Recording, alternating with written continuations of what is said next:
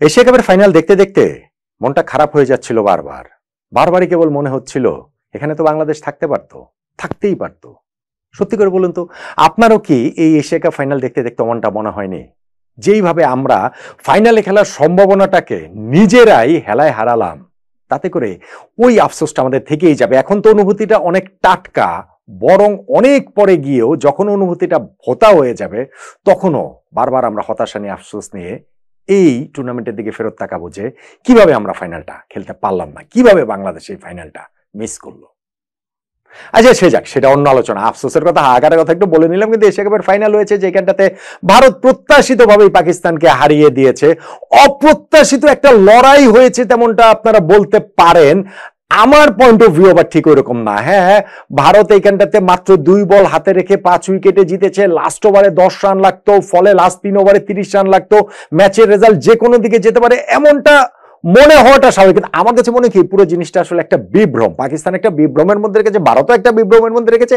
আমাদের মনে হয়েছে যে ম্যাচটা অনেক প্রতিদ্বন্দ্বিতাপূর্ণ হচ্ছিল, কিন্তু বরং আমার কাছে এইটাকে ঠিক মনে হয় না। আমার কাছে মনে হয় যে অনেক প্রতিদ্বন্দ্বিতাপূর্ণ হতে পারতো, অনেক প্রমিজিং জায়গাগুলো ছিল, যেই জায়গাগুলো আসলে পাকিস্তানি মিস করেছে, পাকিস্তান নিজেরাই মিস করেছে। ফলে গিয়ে ভারতের সঙ্গে তারা আর পেরে ওঠেনি, ম্যাচটা তারা হেরে গিয়েছে। এশিয়া কাপে টানা 3য় ম্যাচে এইবারের টুর্নামেন্টেই পাকিস্তানকে হারালো ভারত। মাঠের বাইরে নানান ঘটনা প্রবাহে যে উত্তপ্ত পরিস্থিতি, সেই সব উত্তপ্ত পরিস্থিতির ছাপ আমি নিশ্চিত যে ফাইনাল শেষেও থাকবে। ফাইনালের পুরো ম্যাচের মধ্যে আমি একটা জায়গায় হ্যান্ডশেক তো হয় না, একটা জায়গায় শুধু দেখছিলাম যে হারিস রফকে আউট করে জাসপ্রীত বুমরাহ ওই যে কি বলে প্লেন ক্র্যাশ করার ওই সেলিব্রেশন করার মতো করে একটুর উপরে আসলে করেছিলেন। আরো কি হয় ম্যাচ শেষে সেটা আমরা দেখতে পাবো। কিন্তু পাকিস্তানের ওই মিসড অপরচুনিটি গুলাই প্রবাবলি আমার কাছে মনে হয় তাদের এই ফাইনালে পরাজয়ের কারণ। টার্নিং পয়েন্টের আলোচনাতেও সেটাই কি আসবে না? ফার্স্ট অফ অল, পাকিস্তান যখন 146 রান করেছে, সেইটা কি কোনোভাবে ডিফেন্ডেবল?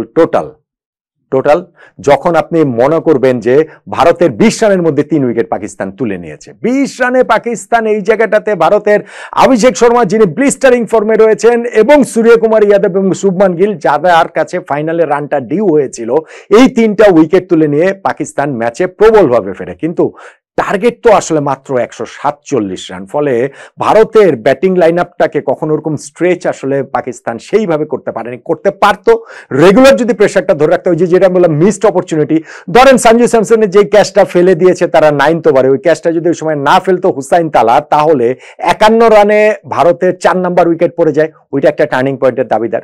ভারতের ওই জায়গাটাতে 10 ওভার শেষেও তারা 3টা মাত্র উইকেট হারিয়েছে, কিন্তু পরের 10 ওভারে তাদের 89 রান প্রয়োজন বটে, কিন্তু হাতে যখন 7 উইকেট আছে, এইটা এমন কোন বিগ টার্গেট না এখনকার সময়। যদি আপনি বাস্তবতা, এখনকার টি-20 ক্রিকেট, ভারতের টি-20 ব্র্যান্ড অফ ক্রিকেট যেটা খেলে, সেই সব কিছু যদি বিবেচনায় রাখেন। হ্যাঁ, এরপরে সঞ্জু স্যামসন ওই সময় একটা 57 রানের পার্টনারশিপটা ব্রেক হয়েছে, স্যামসনের আউটে আবরার উইকেটটা পেয়েছেন।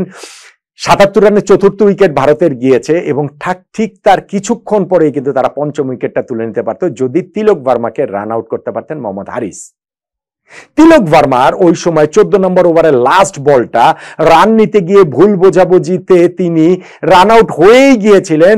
উইকেট কিপার মোহাম্মদ হারিস এত টাইম নিয়ে যে কিভাবে স্ট্যাম্পটা ভাঙলেন, মানে এত সময়টা যে কিভাবে লাগলো, এটা আসলে বিস্ময়কর লেগেছে। কেননা টিভিতে যখন রিপ্লে দেখাচ্ছিল, যখন তার গ্লাভসে বল আসে, হারিস তখন হচ্ছে গিয়ে ওই দাগ থেকে অনেক দূরে, কিন্তু ওই বেলস ভাঙতে ভাঙতে এতটা সময় তিনি নিয়ে নেন যে ওইখানটাতে তিলক ভার্মা ক্রিজের ভিতরে আসলে তিনি ঢুকে যান।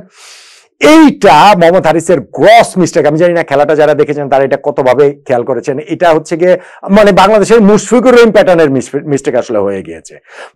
এটা মহেন্দ্র সিং ধোনির কথা আমি বলছি না, ইভেন আমাদের যদি লিটন কুমার দাসও থাকতেন, এটা 100% শিওর হয়েছে। এবং যদি তাহলে কি হতো?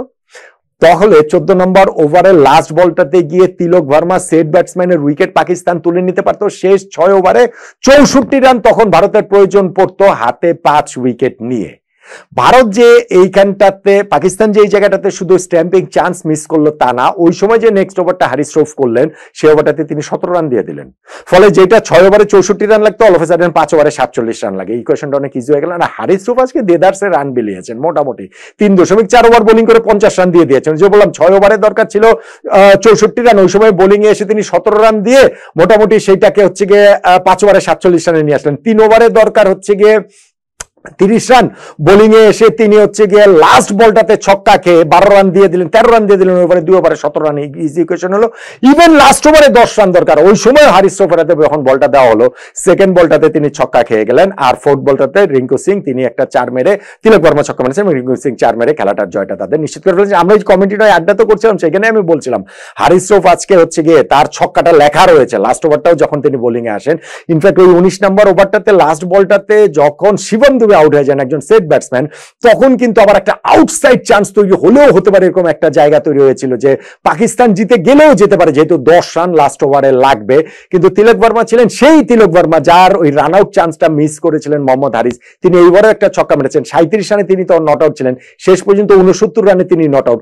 সো ওইটা তো আসলে এই লাস্ট ওভারটা গিয়েও তিনি যখন ছক্কাটা বলেন, ম্যাচের রেজাল্টটা তখন আসলে নিষ্পত্তি হয়ে যায়। একজন দর্শক ওই সময় কমেন্টস করছিলেন যে মোহাম্মদ হারিস কি আজকে মানে বাংলাদেশের রুবেল হোসেন নাকি মোহাম্মদ সাইফুদ্দিন, এরকম একটা অবস্থার জায়গা তৈরি হয়েছে। ফলে ভারতে এখানকার অনেকগুলো জায়গাতে তারা একটু প্রেসারে পড়েছিল, পাকিস্তান অপরচুনিটি নিতে পারত, কিন্তু অপরচুনিটি গুলো পাকিস্তান গ্র্যাব করতে পারেনি। যেমন তারা পারেনি 20 রানে 3 উইকেট তুলে ফেলার পরে 51 রানে চতুর্থ উইকেট তুলে ফেলাতে সঞ্জু স্যামসনের ক্যাচ মিস করেছে, যেমন তারা পারেনি তিলক বর্মার উইকেটটা রান আউটটা না করাতে, যেমন তারা পারেনি ঠিক তারপরের ওভারে মোহাম্মদ হারিস 17 রান দিয়ে দেওয়াতে, যেমন তারা পারেনি আবার গিয়ে ওইখানটাতে লাস্ট ওভারেও সেই অপরচুনিটিটা অপরচুনিটি মানে কি 10 রান লাগতো হারিস আবার উদার হয়ে যাও, যেমন তারা পারেনি তার আগের ওই যে 3 ওভারে 30 রান লাগতো, লাস্ট বলটা দিকে 13 বলে 23 রান লাগে, ওই সময় যেমন হারিস আবার একটা ছক্কা খেয়ে গেছেন। ফলে পাকিস্তানের এই জায়গাটাতে অনেকগুলো মিসড অপরচুনিটি আমার কাছে মনে হয় যে যত প্রতিদ্বন্দ্বিতা দেখাচ্ছে তার চেয়ে বেশি আসলে প্রতিদ্বন্দ্বিতা মিস করার সুযোগগুলো আসলে মানে পাকিস্তান প্রতিদ্বন্দ্বীর ওই চান্সগুলো আসলে মিস করেছে বলে আমার কাছে মনে হয়। আর ব্যাটিং, পাকিস্তানের ব্যাটিং মাই গুডনেস, তারা টসে হেরে আগে ব্যাটিং করতে নেমেছে এবং ওপেনিং পার্টনারশিপে ফখর জামান এবং সাহিবজাদা ফারহান 10th ওভারে 84 রানে পৌঁছে গিয়েছে। পাকিস্তান ওই জায়গাটা থেকে 180 রান তো হবেই, 200 রান কি তারা করতে পারে কিনা এরকম একটা জায়গাতে রয়েছে, কেননা তারা সুপার 4 এর ম্যাচটাতে ভারতের বিপক্ষে 171 রান করেও জিততে পারেনি। সো ওই স্কোরটাকে আরো কত বাড়িয়ে দেন, বিনা উইকেটে 84 রানের স্কোর একটা দলের, সেই দলটা পুরো 20 ওভারও খেলতে পারে নাই, সেই দলটা 146 রানে অল আউট হয়ে গেল। ওইখানটাতে যখন সাহিবজাদা ফারহান 56 রান তিনি করেছেন, হচ্ছে গিয়ে 58 রান করেছেন, 46-47 রান করেছেন হচ্ছে গিয়ে ফখর জামান, আর সাইম 14 রান করেছেন। ব্যাটিং অর্ডারের এই 3 জনের বাইরে আর কেউ ডাবল ডিজিটে পাকিস্তানে পৌঁছতে পারেননি। বোঝেন অবস্থা, তারা ওই 10th ওভারে ফার্স্ট উইকেট হারালো, তারপরে গিয়ে 13, 14, 15, 16 প্রত্যেকটা ওভারে একটা করে উইকেট হারিয়েছে, আর 17 নম্বর ওভারে 3টা উইকেট হারিয়েছে। সালমান আলী আগা, শাহিন শাহ আফ্রিদি, ফাহিম আশরাফ 3 জনের উইকেট তুলে নিয়েছেন, কুলদীপ যাদব। তারপরে আর একটা দলের ব্যাটিং এর কি থাকে, তারপরে একটা দল ম্যাচেই বা কোথায় থাকে। সো আপনি পাকিস্তানের এই জায়গাটাতে বিনা উইকেটে 84 থেকে তারা যে 146 রানে অল আউট হয়ে গেল, এইখানটাতে তারা ম্যাচ হেরে গেছে রে ভাই। এবং তারপরে বোলিং ইনিংসে ওইখানটাতে তারা অনেকগুলো অপরচুনিটি মিস করেছে, এবং ডেফিনেটলি তিলক ভার্মার ওই রান আউট মিসটা তাদের জন্য অনেক অনেক অনেক কস্টলি হয়ে গিয়েছে।